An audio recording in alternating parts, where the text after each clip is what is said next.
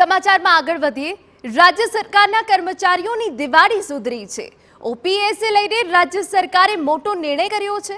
કર્મચારીઓને 7મા પગાર પંચનો લાભ અપાયો છે। સરકારની તિજોરી પર 200 કરોડનું ભારણ પડશે। રાજ્યના 60,000થી વધુ કર્મચારીઓને લાભ મળશે। આપને જણાવી દઈએ કે એપ્રિલ 2005 પહેલાના કર્મચારીઓને ઓપીએસનો લાભ મળશે।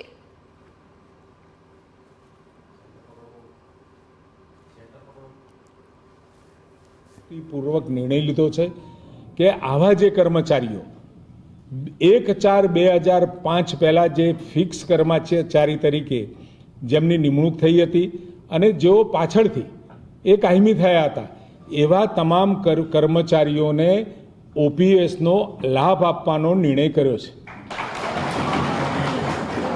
સાથે જે કર્મચારીઓ અગાઉ કોઈને કોઈ કારણસર પસંદગી પહેલા થઈ ગઈ હતી અને પસંદગી થયા પછી કોઈ વહીવટી કારણોસર કે બીજા કારણોસર એમની નિમણૂક નહોતી થઈ શકી એવા તમામ કર્મચારીઓને પણ આનો લાભ મળી રહ્યો છે।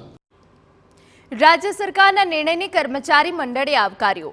રાજ્ય કર્મચારી મંડળના પ્રમુખ દિગ્વિજયસિંહ જાડેજાનું નિવેદન પણ સામે આવ્યું। ભૂપેન્દ્ર પટેલ સરકારે હકારાત્મક નિર્ણય કર્યો હોવાનું નિવેદન આપ્યું।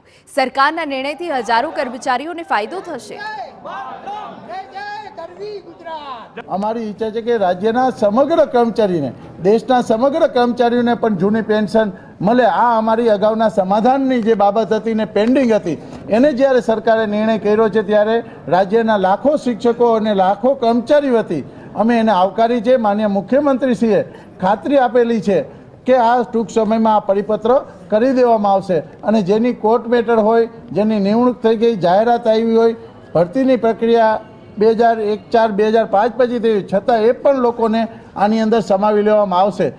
આજે 2 વર્ષ પછી આજે ઋષિકેશભાઈના સાનિધ્યના નીચે એમની કમિટી નીચે આજે ખૂબ ઐતિહાસિક નિર્ણય જે કહેવાય કે 1/4/2005 પહેલાને આજે ઓપીએસમાં 60,000 મારા કર્મચારીઓને સમાવવાનો નિર્ણય કર્યો છે, આવકારદાયક છે।